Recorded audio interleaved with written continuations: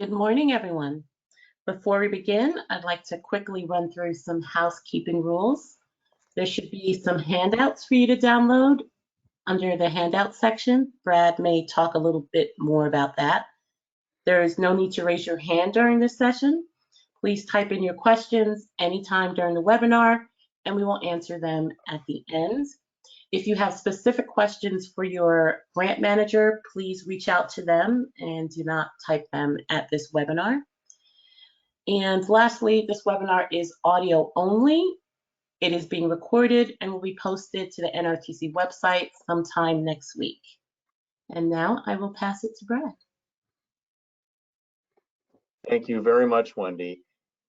And good morning again, everybody. I will again welcome you to the New Jersey NRTC application workshop for state fiscal year 23.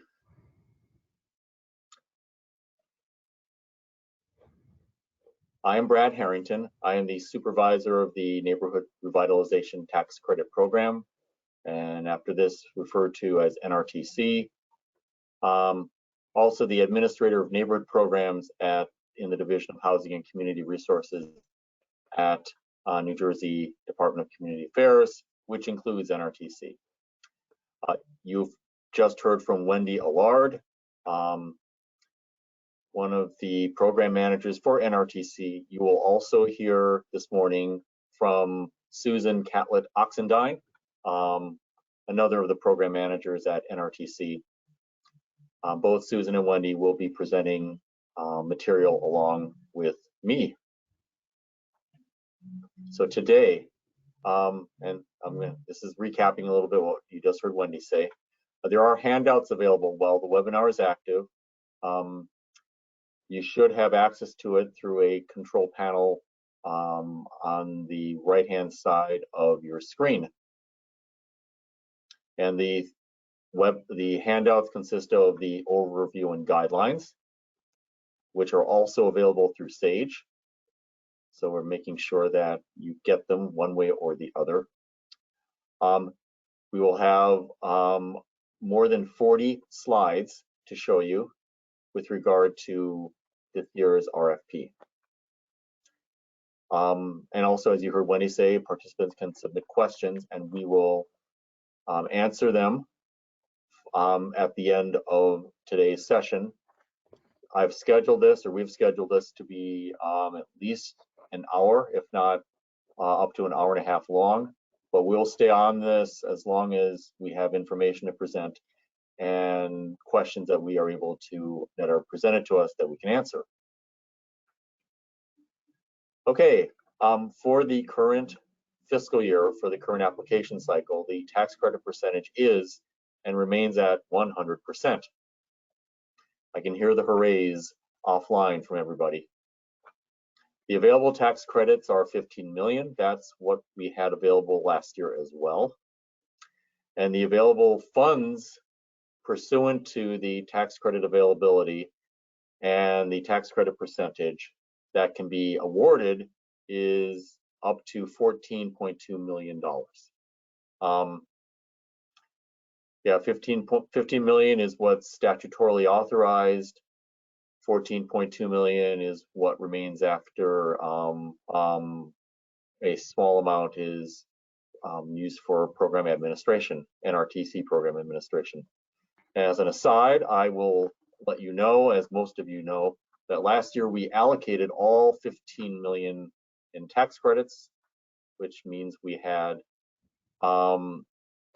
sufficient willing and eager business entities to apply for and receive these tax credits, which resulted in 14.2 million being awarded, which was the most ever for NRTC. We are hopeful that this will continue this year. Also for 22-23, the eligibility to participate is a little simpler than in years past, if some of you might recall, and I will not get into that detail about how eligibility was determined. Basically, one must have an approved NRTC plan in order to be eligible to both apply and to be eligible for funding. As we say on screen, the plan document, the NRTC plan document, needs to be current and approved in 2020 or later. A number of plans were approved last year and some in 2020. And it will include plans submitted by the end of June of this year and approved as of this month by the New Jersey Department of Community Affairs. As those of you should know who are on here, we did invite those who were eligible that had plans that had been submitted as of June 30th, 2020 or earlier. And as you should know, we received word that all plans that we had reviewed through, I think, a week or two ago, and those prior to that that we had reviewed, that we had recommended for approval, have been commissioner approved. And we've sent out email notifications to those. These are for those that either applied this year or had some plans that they submitted in 2021 that we weren't able to get to last year. So that's a big way of saying there are a lot of eligible organizations this year, and that's a really good thing. So congratulations on that accord, and you will receive a letter this month specific to the plan approval. Those that applied this year or those from last year that we had not reviewed. Those who already have a plan approval from 2021 or 2020, you're still good. Okay, we're going to transition into the application. It is available and only available on Sage. And here is a screenshot showing the basic login page for Sage.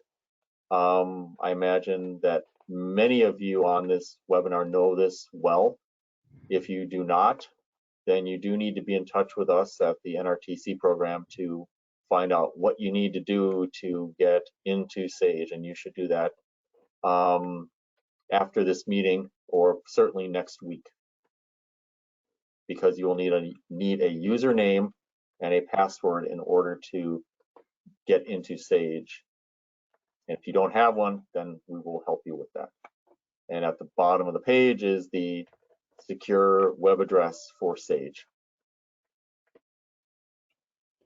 I'm also going to reiterate that this is being recorded, so if you missed anything I just said or I spoke too fast, don't worry, it will be available hopefully by this time next week, so that you can relive this presentation and stop it where you need to and pick up your notes and make notes. Okay, the project application, as I mentioned, the Sage login. What you see on the left-hand side is a screenshot of the main application menu page, which we will be covering, and I'll just sort of circle it with my cursor here. The left-hand side content and the right-hand side content. And I'll be talking about the left-hand side content, and then I'll be transitioning to Susan to talk about the right-hand side content for applications. Two things to note. Each eligible organization that's in Sage, and you must be in Sage, has agency information that needs to be updated annually. And this agency information must be up to date in order for you to apply. And in order to know if you are up to date, there is in this top left green box a link that says view applicant information, and there will be a date in there that tells you when it was when it will expire. So please be mindful of that.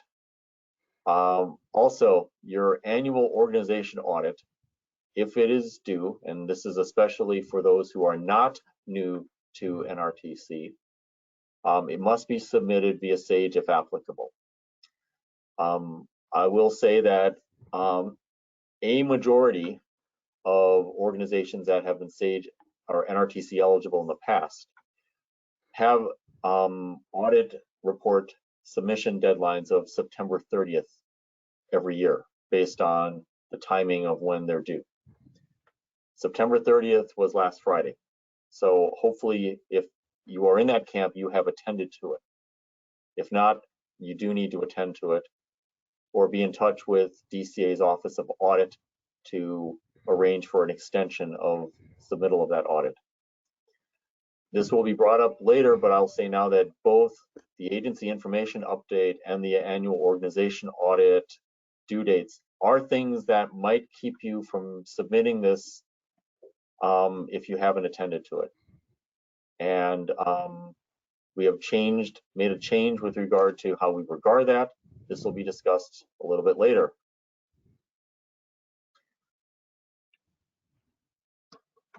Another note, copy forward is permitted with this RFP. And I will tell you that we made virtually no changes to it. So again, I'm hearing some hoorays silently from many of you. You can reuse what you had last year. Although if you have content that has changed from last year, we absolutely encourage you to edit it so that what you're giving us is current and not just copying forward every letter and every period and every paragraph of things that are needed, but maybe some stuff that's not needed. After you initiate the application, we ask you to please read the instructions. They're in the blue circled area on the screenshot below, which is the application menu page, and also the NRTC program overview and guidelines. I mentioned that before. I'm sure I'm going to mention it again. It's very well crafted to give you essential information that will help you understand what we're looking for and help you complete the application. Finally, the help button, the SAGE help button, which is red circled on this screenshot, is very useful with regard to SAGE questions, and that includes preparing the application. All right, just a couple more slides for me to present before I turn it over to Susan. This is on the left-hand side of the application menu page. In the application information section, and actually before I go further, if you happen to be able to, if you have two computer screens, we're not going to toggle back and forth between this PowerPoint and SAGE. But if you have two screens open and you have started an application, feel free to open that application and follow along in so that you can see as I talk about a specific form or section of the application, what it is and what's applicable and what's not applicable.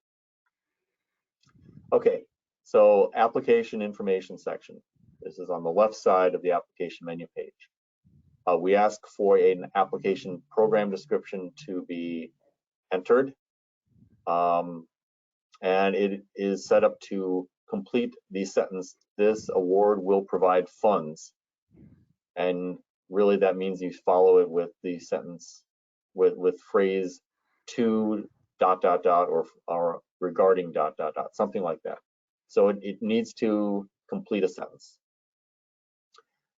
Then we ask for project objectives to be created, and we'll be talking more about that. We ask for a short description, and really does need to be short, and then a detailed description which can embellish what you are looking to do in the short description, what the activity is. Methods. This is not the most important thing, but it is a required field. So some text, but not a whole lot of text is needed. And then performance measures. These are quantitative to the best extent possible of the activity. Scope of services is not applicable, so please type in NA. Next slide.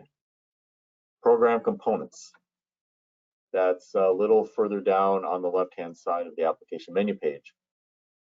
It needs to match the project objectives. and there is a budget for each component. So I'm going to dwell on that for a minute. Each project objective that you enter needs to have a program component as well. And for each program component, there will be a budget that you will need to complete. So yes, we're talking about multiple components for applications and multiple component budgets. What we don't want is a lot of objectives and one program component. That's not going to work. And unfortunately, that actually has been submitted, and that's not what we're looking for. We're looking for multiple components. We could ask nicely that you not overwhelm us with project objectives and program components, but you know what you are looking to apply for, so we're leaving that to you. If you will seek to use NRTC funds for admin and personnel, which is allowed, that needs to be its own program component. You can do one admin personnel component per application. We do not want admin and personnel to be parsed out and parceled out budgetarily throughout the application. We want it to be in one place. And that'll be made a little clearer as this presentation goes on. And then there's another section called service areas. And when that's completed, it can either be done by county or by county and municipality. What you need to do is select the one that allows you to enter the appropriate municipality. And by that, that's the municipality where the NRTC neighborhood is and where the activities would occur if your application is successful. Now, if you have questions about anything I've just said, please put them into the questions section and we will answer them at the end of our presentation. Okay, I am now going to switch over to, or hand this over to Susan Catlett-Oxendine, who will continue to discuss the project application more on the forms on the right-hand side of the application menu page. Susan. All righty. Thank you, Brad. Good morning, everyone. I'm glad you could join us today. I'll be going over, as Brad mentioned, the forms that you'll be completing for the application, most of which are in Sage and some of which will be completed outside of Sage and then uploaded. So the first one, as you can see on the side, is the project description. And as the name suggests, this is where you'll explain what this project is in narrative form. This happens in Sage. This is your opportunity to paint the picture, to tell the story of what you're proposing to do in the neighborhood. And this information is going to serve two purposes. First, it's for our review, of course.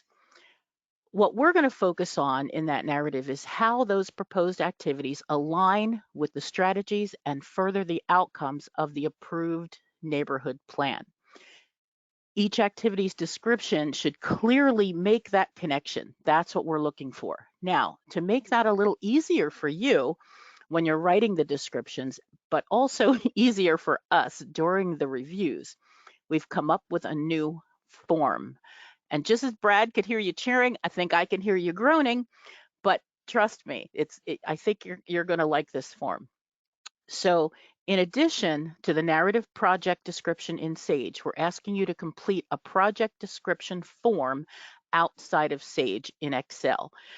This form is, of course, on our website. It's one of those handouts Brad mentioned that you can download today. It's very, very simple. You're just going to list each activity, the strategy number and the name, the projected plan outcomes. You'll find a tab with instructions and the activities tab, which is actually where you'll find the form to fill out. Now, I have to mention that for this year, that spreadsheet is not a required form, but we are strongly encouraging all applicants to complete it and upload it to the attachments page in Sage. Now, we are expressing that encouragement in the form of 1 bonus point for the upload of this completed project form. Brad, you can switch to the next slide if you would. So another bonus point is earned if your proposed activities include supporting micro enterprise. That's defined on the slide. And you want to be sure to include micro enterprises that are in your activities in your descriptions. But please do not include admin and personnel in this project description narrative or on the form. It's only the activities that you're really doing in the neighborhood that we need here, not your admin and personnel bit.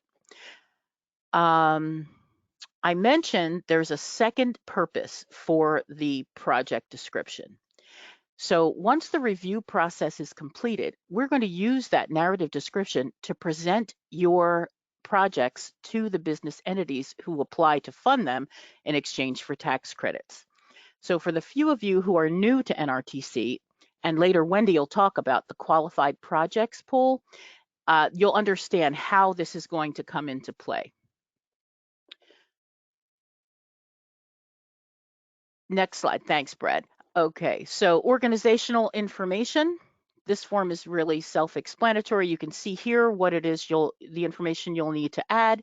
You'll be entering this directly into Sage, and there will be some things uploaded directly to the page. Next slide. Community development experience. Also using the narrative form in Sage. What we're looking for here is your track record for the past 5 years only. And this should include brief descriptions of the activities, the original performance measures, and the actual performance measures outcomes only. We realized they might not, your projects that were funded through other sources might not lay out quite that in that same order. So that's fine. We're talking about the NRTC activities that we want that specific information for, but we want similar information for the non-NRTC activities, as best you can align it to match up with performance measures and outcomes. So we're asking you that you distinguish between NRTC activities and those funded from other sources in your narrative, and that you don't add things like staff qualifications or history about your organization, that kind of thing. That'll kind of muck up the works of what we're looking for to get the track record. So to help you keep this part of the application focused on the criteria we're looking to review, similarly to what we talked about with the project description, we have a new form. Go ahead and groan. I'll give you a minute. This is also an Excel spreadsheet. We are encouraging but not requiring you to complete and upload to the attachments page. You'll find it's set up the same as that project description form we talked about a few moments ago. You'll find an instructions tab and one labeled activities. We're looking for activities that are completed only during 2018 through 2022. That's the 5-year period that we're referring to for this section. There is a motivational bonus point for the taking here as well. We can move on to the next slide, and that's going to be the development information. Now, this form you're going to complete multiple times for each of the development activities, the construction and rehab activities that you have proposed.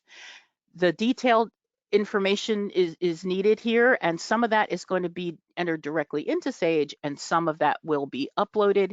And as the slide says, pay close attention to the application instructions for this part, to make sure you get everything in order. Next slide, Brad. The same thing here for the non-development information. That form is you can complete it multiple times for each of your non-development activities.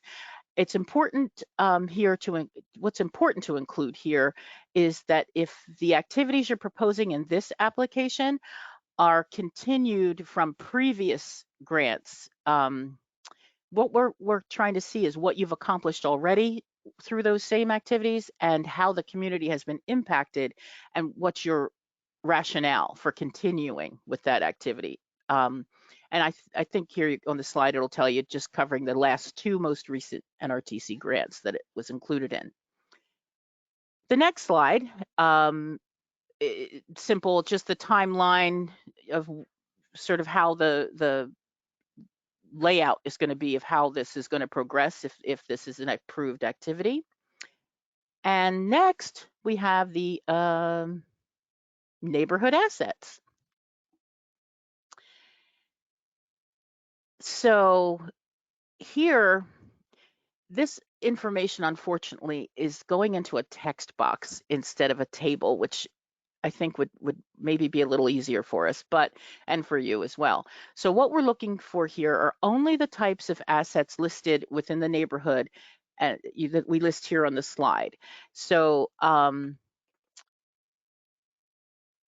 it might be easy if you use the headings to distinguish them within the text box, maybe use an asterisk or number them, some way to just make it easier to read and sift through. Next slide, Brad. Oh, actually, I should have mentioned also that there's a separate section, community assets and then regional assets as well. You'll find all the details of that in the overview and guidelines of what exactly you need to do. I'm gonna jump in real quick, Susan. Sure. The municipal revitalization priority is meant to be an upload on the application form. So read the instructions there. And what many applicants have done is obtained a letter from the municipality where the NRTC neighborhood is that describes how that area is an area of municipal priority, whether it's because of certain redevelopment designation or infrastructure work that has been recently completed or is intended to be completed. I will say from experience that a letter from the mayor saying this is a great neighborhood is pretty weak, and that's not going to work too well for you. So that's some advice we can give you. All right, thank you, Brad, for pointing that out. So let's move on to the next slide. And that's going to be the neighborhood involvement section. Here, you're simply going to be listing the development projects that you've completed in the neighborhood in the past 5 years. And please only include projects that are fully completed. It's hard to sort of, these are applications that are being reviewed and judged. So it's hard to compare apples and oranges. So if one organization is talking about things that are in progress and another is completed, it's hard to sort of align those things. So we want everybody to just include projects that are fully completed here.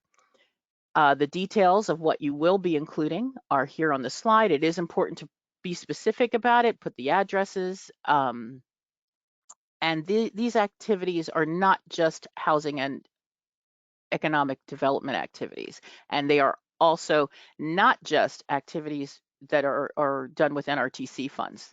This would also include things you've done with other resources as well.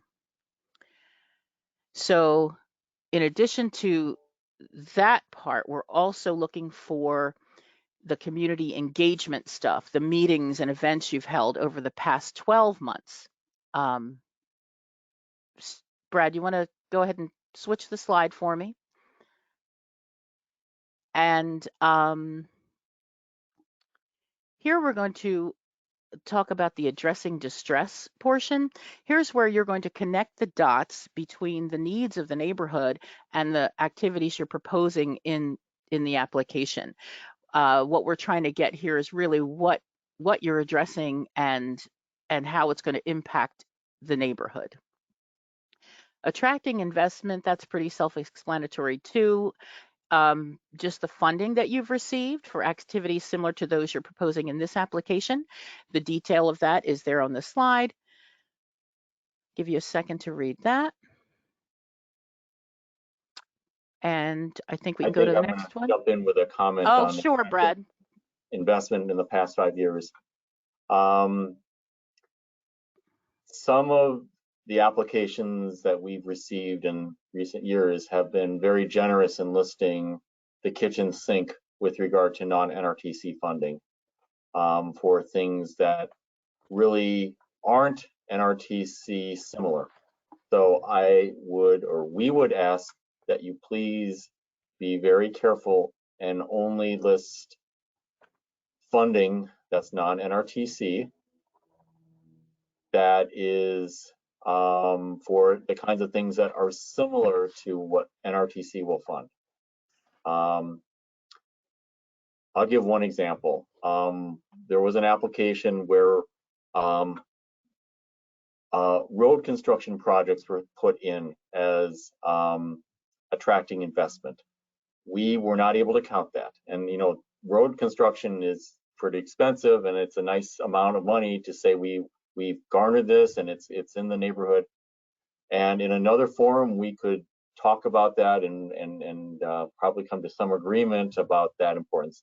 But for the purpose of the NRTC project application, that won't work. So do restrain yourself to some degree, please, when you're doing this form. Susan? All right, thanks. Thanks, slide. Brett.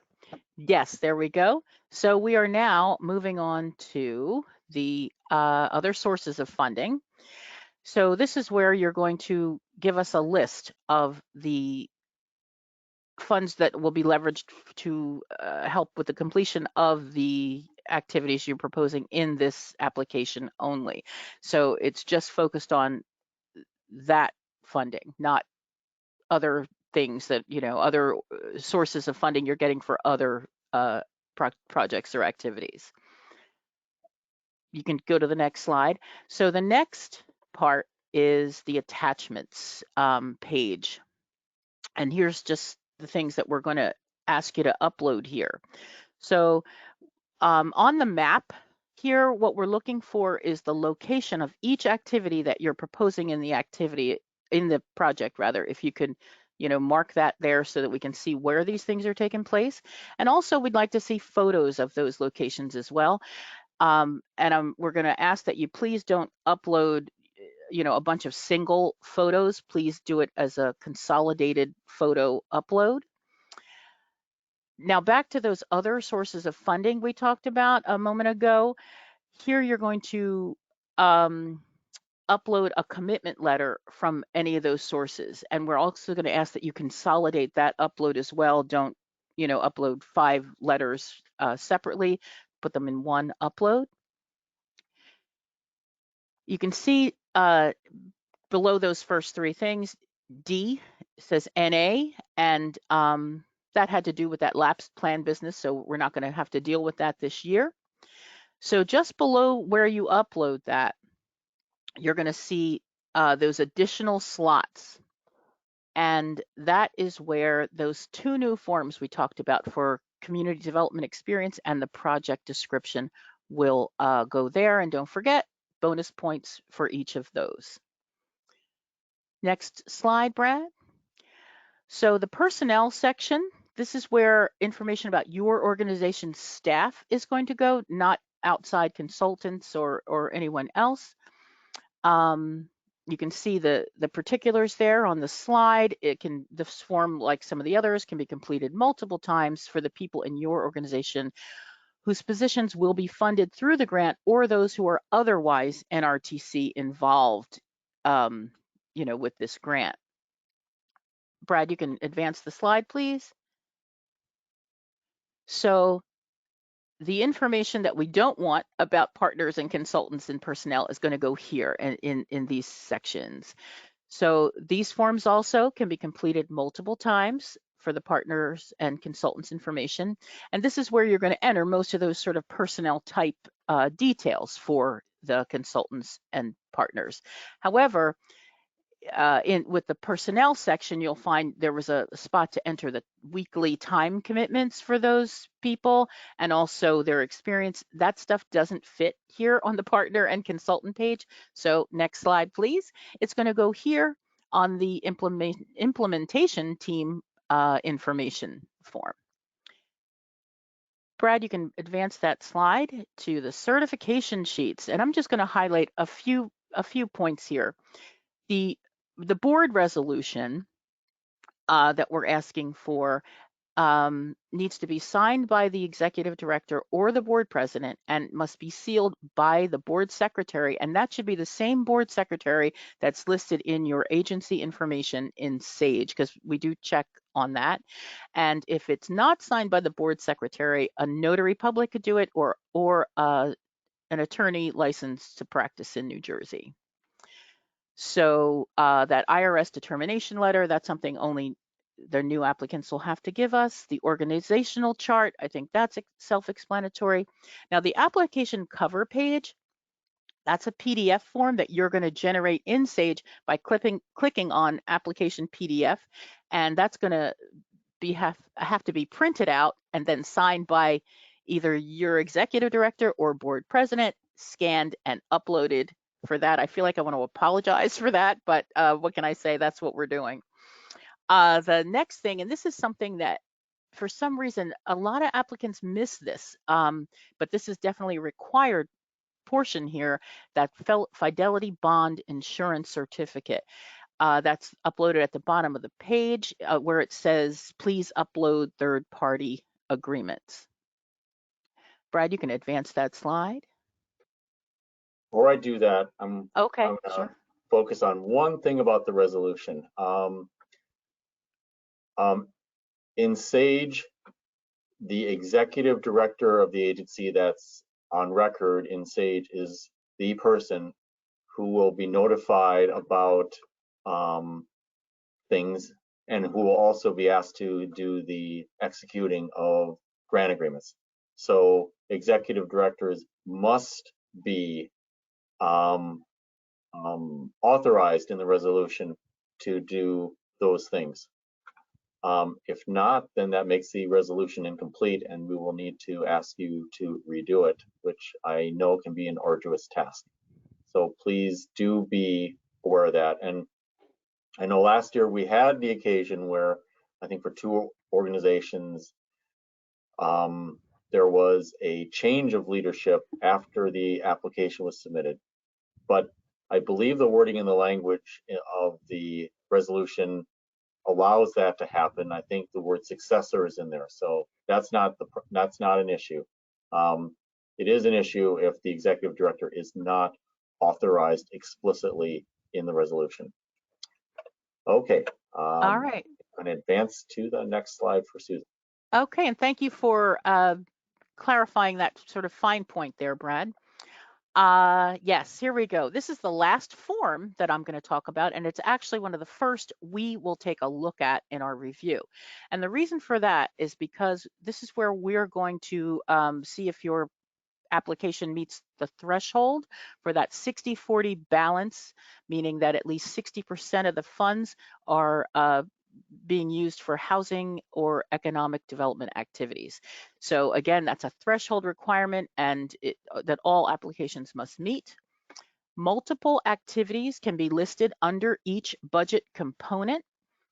We want to make sure, though, that all admin and personnel costs, as Brad mentioned earlier, should be in one program component. And a word about that also is do not include partners and consultants in that program component with your admin and personnel costs. So here we are to the admin and personnel business. Up to 20% of the total grant funds you're applying for can be used for administrative and personnel costs, as that is explained here on this slide. Give you a second to just look that over instead of reading it for you. And it does say at the bottom, costs incurred by partners and consultants are outside of this budget category here. All right, Brad, thank you. Now, once you've completed all those forms and before you click submit, be sure to check for errors. Which if you do run into difficulties here, we are here to help, but this brings up another really important point. I really encourage you to submit early. Don't wait till the last minute. If you should run into some kind of difficulties, at 4:59 on Friday of the deadline day, we won't be able to give you the help that you need. So really consider trying not to wait till the last minute for submission. So once you have clicked submit, no changes can be made to the application. What's done is done. With that, I'm also done, and I thank you for your time and attention, and with best wishes for a successful application for you all, I'll ask you to give your attention now to my esteemed colleague, Wendy Allard, who will go over the review criteria. Thanks, Susan. So I'm going to talk a little bit about the review criteria. The threshold review is the gatekeeper, and Susan mentioned a little bit about this. But first, the neighborhood plan must be eligible, which you should have already been notified about. But the most important here probably for most of you is the 60-40 rule. 60% must be housing and or economic development.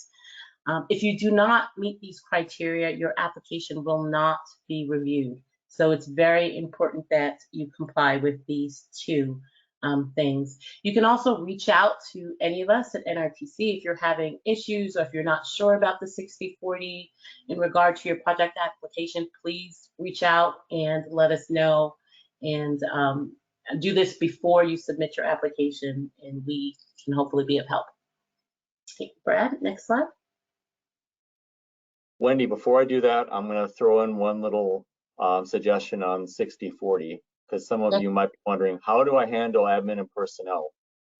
Well, when it comes to calculating it, exclude it, because we'll sort of apportion admin personnel accordingly. So whatever the amount of funding it is that you think you might apply for, and whatever amount you think you would want to put in there for admin and personnel, maximum of 20% of your ask, exclude that, and then whatever remains, a simple multiplication by 0.6 will give you the figure you need to get to. And then beyond that, if there's question about whether a certain activity qualifies as housing and or economic development, be in touch with us and we can talk to you about it during the time that you are preparing your application. Okay, Wendy, back to you. Great. Thank you, Brad. Okay, so now assuming you pass the threshold review, we get to the evaluative review criteria. It is for nonprofit capacity, it's 35 overall points. Of note here, project track record has actually increased by, I think, 4 points this year. There's an additional category for how you are spending your grantee funds. Financial health is 8 points. Funds attracted from other sources, which Susan talked a bit about, 4 points. And then staffing level and staff stability are 4 and 3. Next slide, Brett. Neighborhood plan. So this is where you clearly demonstrate that your proposed project is aligned with your neighborhood plan. Please highlight your objectives and outcomes in the neighborhood plan. And feasibility is 16 points, and it's where you show that your project can be completed with the timeline, and it can be both operated and sustained. So this category is 26 points. I think 16 points for feasibility is also an increase this year. Next slide, please. Neighborhood assets and involvement. Susan also spoke about this. This is 17 overall points, and this is your community assets. At 3, you can kind of read the rest of this. I don't think I have to go through completely, but I believe it's exactly the same as it was last year. Please make sure to follow the guidelines. Next slide. So if leveraging investment for proposed project activities is 5 points. Readiness to proceed has increased by 6 points. We are emphasizing, as we did with the capital project grants, your readiness to proceed on your projects. So please make note of that. And addressing distress is 5 points. Next slide, Brad. So micro enterprise. You've seen this information before. You get 4 bonus points for micro enterprise, 2 points for any micro enterprise, and I'll let you read the rest of this as well. I don't think it's any different from what was in the application last year, but if you have any questions, please reach out to NRTC staff. And next slide, Brad. Additional bonus and penalty points. So this is definitely different than it was last year. The first bonus point is for the project description form. Actually, the first two, project description form and community development experience form, both of which Susan spoke about, and I'm going to emphasize it again. Please upload a completed form and you can get 2 more points, which does make a big difference in these applications in terms of being recommended for approval. So please do this. It's like 3 points. And application submitted with incomplete documentation. So this year, if you are missing information, you will receive a 1-point penalty for each document that you are missing. So please read the guidelines, make sure everything is in there, double check, because you don't want to lose points because you forgot to attach something. And then this last one, application submitted with NRTC staff assistance has a 5-point penalty. I want to just clarify that this does not apply to you reaching out to us because you need help with your understanding something in your application, or even if it's like, you know, the week before and you're having issues, you can reach out to us as usual and not receive a penalty. This is for sort of like last minute, uh-oh, I can't submit type situations, or a situation with like the audit that Brad mentioned that you do not check, and you know on the last day realize that your audit is not complete and you can't submit, or something can't be done. You will receive a 5-point penalty if we have to help you submit your application. And I will jump in here and make a couple of comments with regard to NRTC staff assistance. If you recall a few slides ago, there was that check for errors button, or actually link on the left-hand side of your application menu page. That's a magic button to prevent you from being assessed this penalty, because if your audit report is overdue and not submitted, it will show up as an error. I believe Sage agency information may also show up as an error as well. And as far as incomplete documentation, the Fidelity bonding, which really is an insurance certificate for coverage for employee theft, crime, or dishonesty, that last year was missing from more than half of the applications. And it is time consuming to ask all of you, or those of you for which that was not uploaded, to kindly upload it. Therein the reasons we are doing this year. So we hope you will. Okay, back to you, Wendy. Okay, thank you. And this is the final summation of the review criteria. As you can see, you can get a maximum of 106 points this year. 6 points are bonus points. So I think this is sort of self-explanatory. Move to the next slide, Brad. Qualified projects pool. So if your project passed the threshold, received the minimum 60 points, and has commissioner approval, you will be in the qualified projects pool. Those projects will then be publicized to the funding contributors, who will get to review your applications. Next slide, Brad. Companies will then submit an application and designate where their funding choices are. And this is most important, you must receive 40% of your funding to be recommended for approval. So that means companies have to designate you and designate you high in their application. And that's it for me, Brad. I think this is yours, Brad.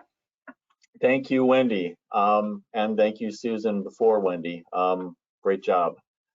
Okay, it is now my time to let you know about key dates.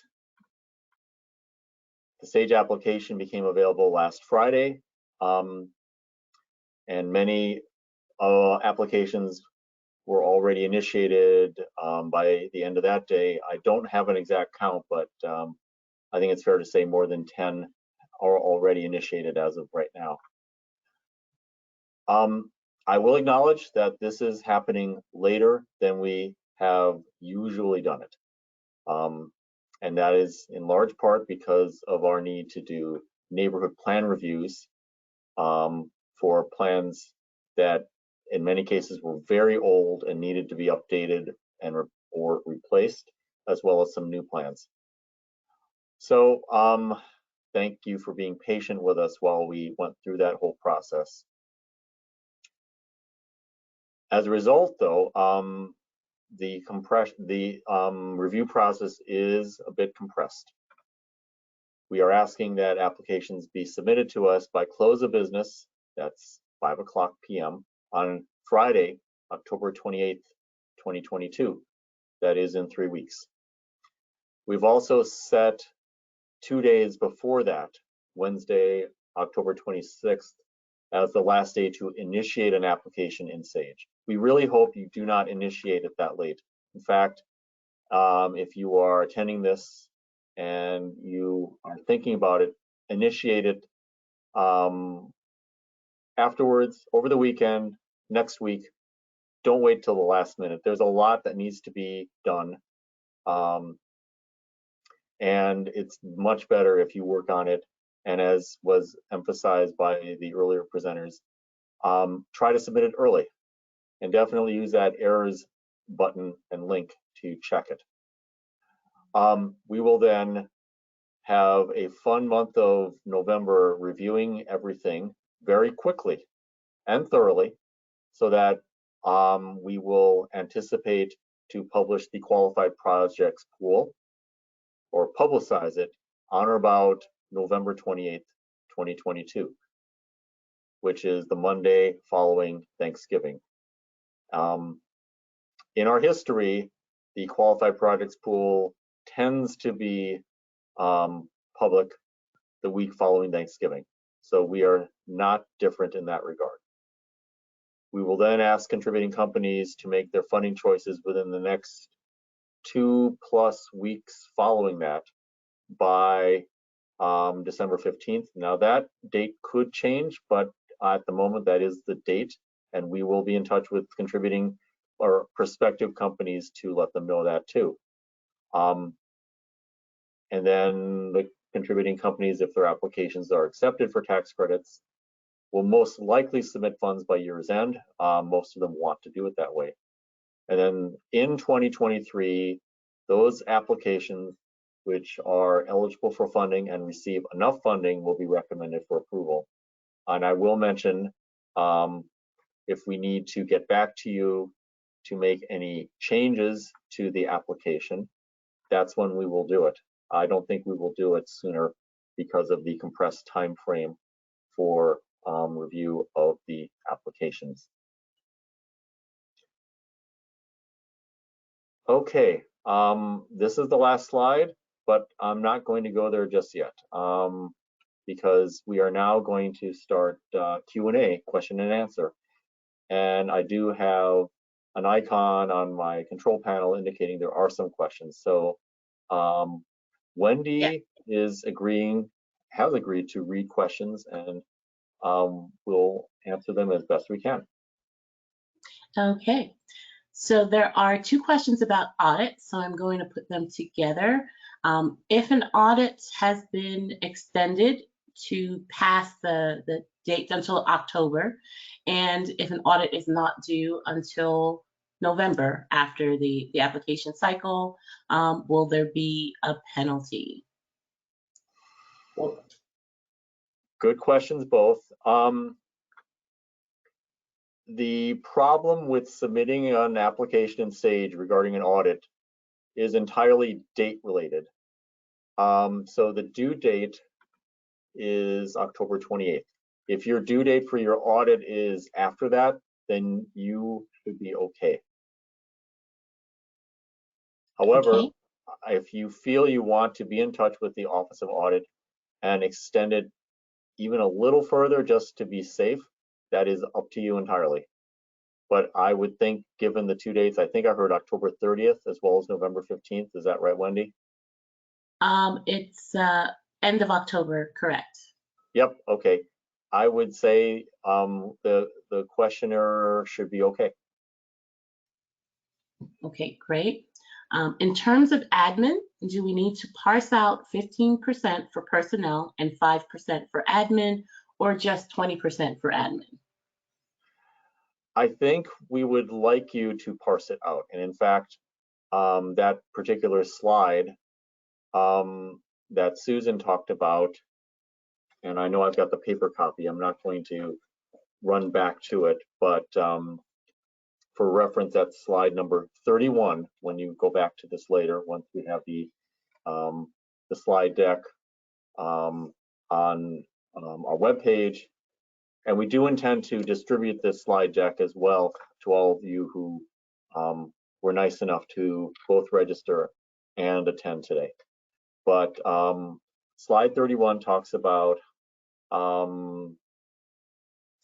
direct program expenses, which I believe is what the 15% part of the questionnaires inquiry was. That was what we said in the past. And then 5% was more general.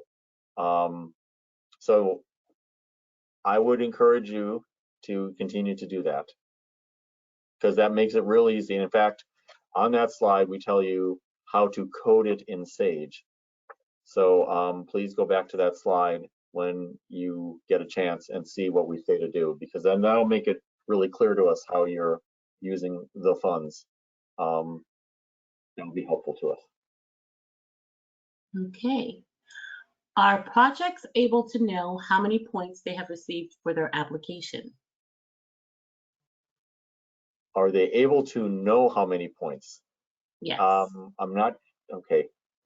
As in real time or subsequent to the application review occurring? It doesn't say which one, but in actuality, they won't be able to know until after, correct? That's correct. The question makes me think of low-income housing tax credits, which I know is a very, and has been a very points competitive arena for a long time. And knowing the points is extremely important there.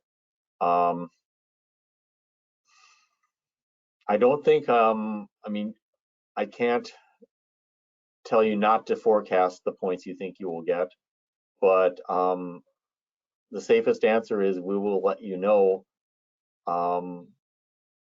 once the application cycle is done and the awards are made, which will be months in the future.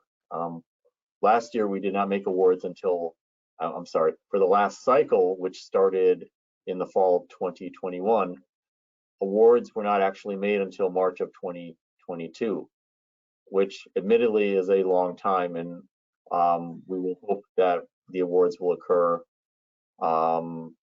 in January of 2023, or if not in January, then by February. So I hope that answers the question. If not, please post another question and we'll try to answer that one.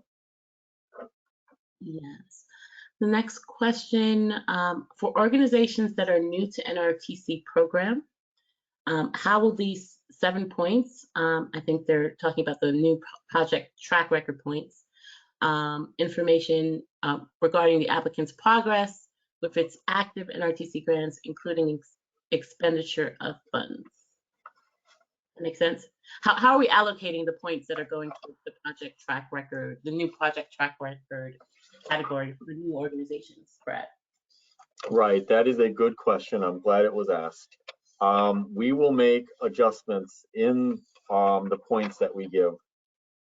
Clearly, we can't give maximum points, but we will not penalize any new organization for being a new organization to NRTC. So there'll be adjustments made for those situations in terms of past track record and things like that. Right.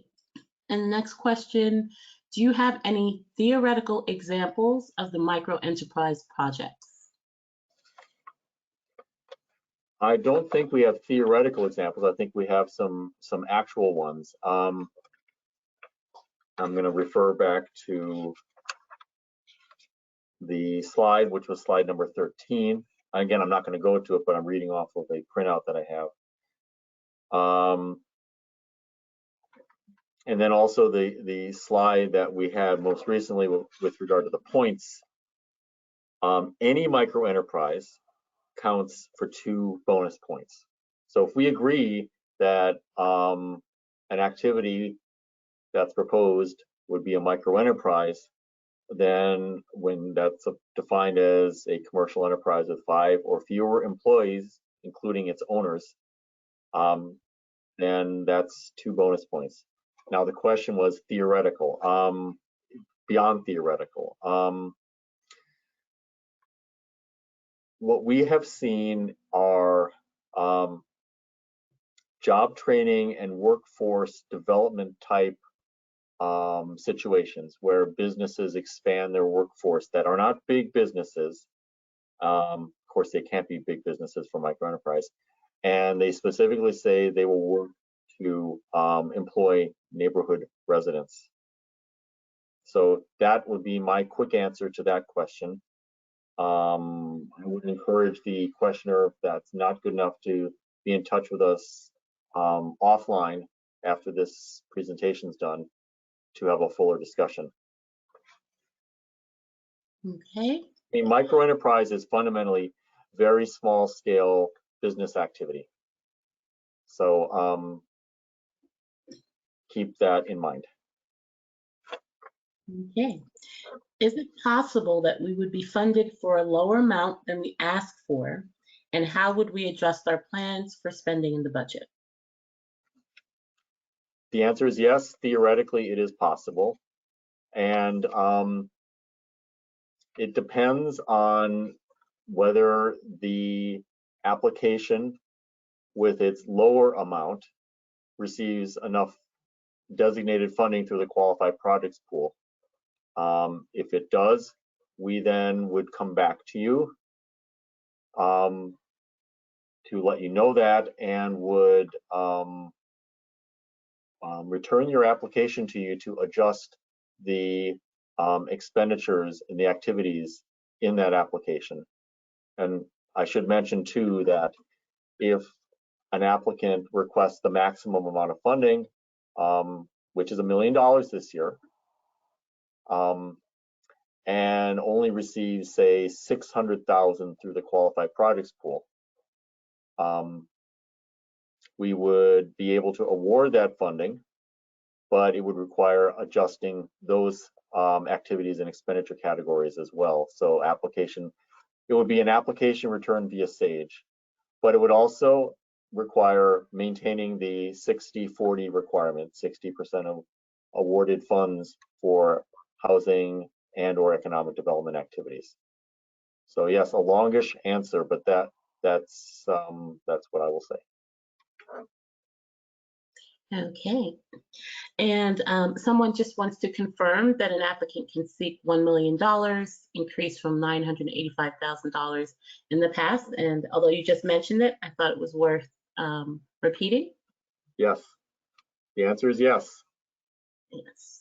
And okay, so now, Brad, you went into some detail about neighborhood investment examples and road improvements not being eligible.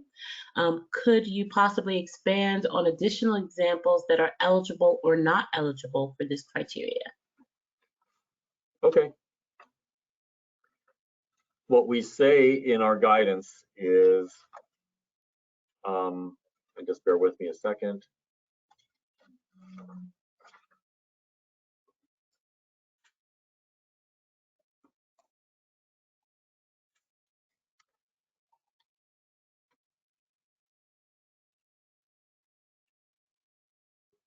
I haven't gone silent. I'm just checking on something right now.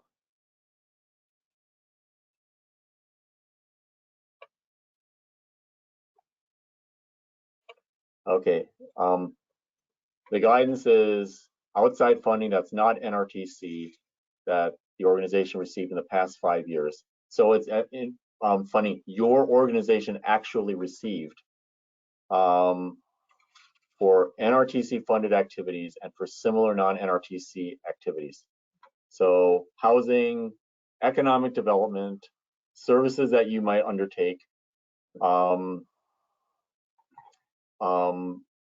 non-housing or non-economic development activities that you do to improve the neighborhood. Those are the kinds of things that count. And the instructions in SAGE further say the outside funding must have been used for capital and program costs, not for administration or general costs. I would say that, that's what I will say in response. So it really has to be outside funding that you as an eligible organization received. And it's got to be for things that you did, whether or not it was NRTC funded. Okay. I think the problem that I encountered that I was alluding to was that funding was listed that was not related to the organization, but just was neighborhood based. And as I said, that's worthy of a discussion at another time, and I can see the point, but for our application, it's not germane. Okay. I'll make one other point too before Wendy asks another question from one of you. Wells Fargo Regional Foundation funding, and I know that things have changed with regard to the Wells Fargo Regional Foundation, but some of you may still have implementation grants. By and large, those should not be listed because those are not used for programmatic costs, with some small exceptions. If it's listed, we line it out because it doesn't count. So please keep that in mind. Okay. We can only do 60% for economic development, but we have had items that we consider to be economic development rejected. So there isn't a question here, but I suppose you can clarify that, Brad? Yes, this does sometimes happen. The best answer I can give is be in touch with us as you develop your scope of activities and consult with us about whether we might agree or not agree with activities and the way you wish to label them. Yeah, and I just add, we really do encourage you to reach out. There's no penalty points for reaching out to us before you submit your application if you have a question. Agreed. Would microenterprise be a development and or community building activity? Actually, before I answer that question, I'm going to refer all of the participants in this webinar back to the NRTC rules, which are on the NRTC webpage. There are definitions there for housing and economic development activity. Admittedly broad category, but they should give some pretty decent thought about and information to you about what we will consider to be housing and or economic development. And then there's also a definition for other neighborhood revitalization. I think I'm saying that right.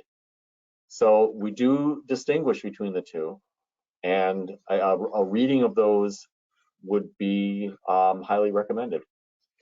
Okay, Wendy, I'm going to ask you to repeat the question that you were asking me. Yes, sure. Would microenterprise be a development and or community building activity?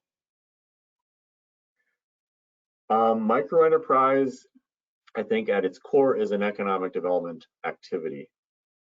A community building activity, I'm not sure that's one of our categories. I really will stick with the economic development answer. Right. And then it says that you mentioned that the admin and personnel cost component can be left out of the application in its entirety. And this cost component would be calculated as the remaining missing 20% automatically during the evaluative review. I just want to confirm I understood this point correctly. So can you clarify that, Brad? About Yes. the admin. Okay, I heard the phrase left out of the application. Yeah. I'm not sure I said that. I'll try to speak this as carefully as I can and clearly too. If you're going to request NRTC funding for admin and personnel, which is up to 20% of what you could request, which means on a $1 million application, that would be $200,000. You can exclude that $200,000 mathematically for figuring out the 60-40 split. Okay, so to carry out that math a little further, if it's a $1 million application and the applicant opts to request 20% of that, or 200,000 for admin and personnel, to determine what the 60-40 split is, it would be $1 million minus 200,000 equals 800,000 times 0.6. Whatever that figure is, I am not doing the math in my head right now. If someone else is, that's great. That would be the figure, the 60% figure that must be met at minimum for housing and or economic development activities. So it's really, it's not a worksheet that we provide, but it's guidance that we're giving you verbally to help you calculate it so that you're in a safe harbor situation when it comes to your activities. That and consulting with us if you're not sure if a certain activity qualifies as economic development, which I think is what trips a few applications up with regard to the 60-40 threshold. So I hope that helps. Yeah, there are a few questions actually asking you to sort of expand on the 60, what would be considered 60%. Give some more examples, perhaps. I'm going to refer the askers to the NRTC rules. Okay. As I said a minute or two ago, there are definitions there of housing and economic development activities and other neighborhood revitalization activities. Okay. And how do we classify a mixed-use project with commercial on the first floor and residential on the second and third? Sounds like a great idea. And it sounds thoroughly like it complies with the 60% side of things. Okay. Can you clarify what type of application assistance causes a 5-point reduction? Okay, good question. Admittedly, this is something brand new this year, but it's not something that we just made up because we wanted to. It's based on experience. I can think of 3 situations where we might have to assess this penalty. And each of them would involve NRTC staff having to submit the application because the applicant cannot. And the applicant did not realize this in sufficient time to do it. One, it has to do with applicant SAGE agency information being out of date. And we talked about that earlier. Second is the annual audited financial statement or audit report that needs to be uploaded at the appropriate time. And we talked about that already. Thirdly, are those situations where an applicant is working way late up till the well past the close of business, which we don't encourage, to submit the application. And SAGE does have a cutoff time, and if you miss that, if you get to that cutoff time, then you cannot submit. So it's those situations where we would be put in a position to have to submit the application for you. And that's where this penalty either would or could apply. And I think my last question is, could you please repeat the comments about Wells Fargo funding? Not sure I understand. Got it. Okay. Wells Fargo Regional Foundation. And as I said, this may have changed because I know that pre-COVID, there was a change in their emphasis, but for many, many years, until sometime in the 2010s, Wells Fargo Regional Foundation provided funds for organizations to create neighborhood plans, and then funds over a 5-year period to help them start to implement them. But they were not capital awards. They were awards for admin and awards for some programmatic activities.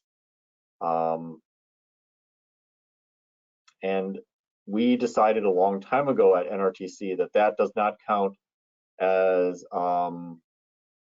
either a committed source of funds or in terms of other sources, or for attracting investment in the past 5 years, just because it's not capital related. Perhaps it could be if it's the specific program component is identified and isolated, that could work. But we received the example I can say is that the awards were often $750,000 over 5 years, and that entire amount was put in as the funding source. So right away, I knew that that was not going to be accepted. So if you have Wells Fargo Regional Foundation implementation grant funding, unless you can prove to us that there is a specific part of it that's programmatic, that counts with regard to an activity that you want to do, that you want us to fund, or that it counts with regard to past funding that you received for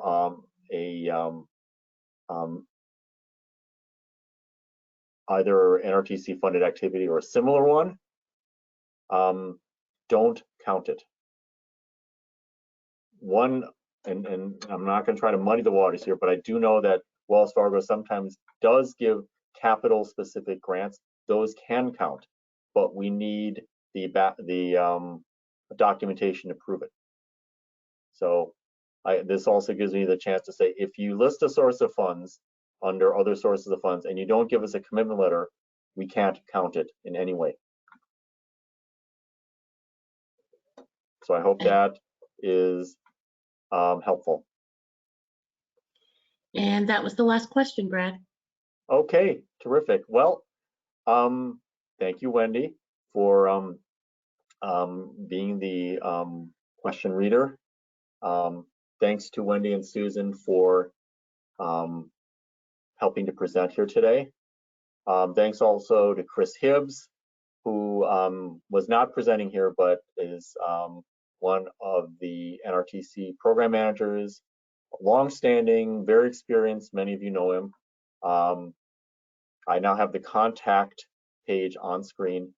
This will be the review team for the applications, along with a couple other people who will assist us because we have a lot to do in a very short period of time. If you still have questions, do feel free to email us, and you see our email addresses subsequent to the webinar ending. There is our web page address. I anticipate that by this time next week, and maybe a little sooner, we'll have the this presentation in MP4 form available, linked to our NRTC webpage, and we'll let you all know about that when it goes out.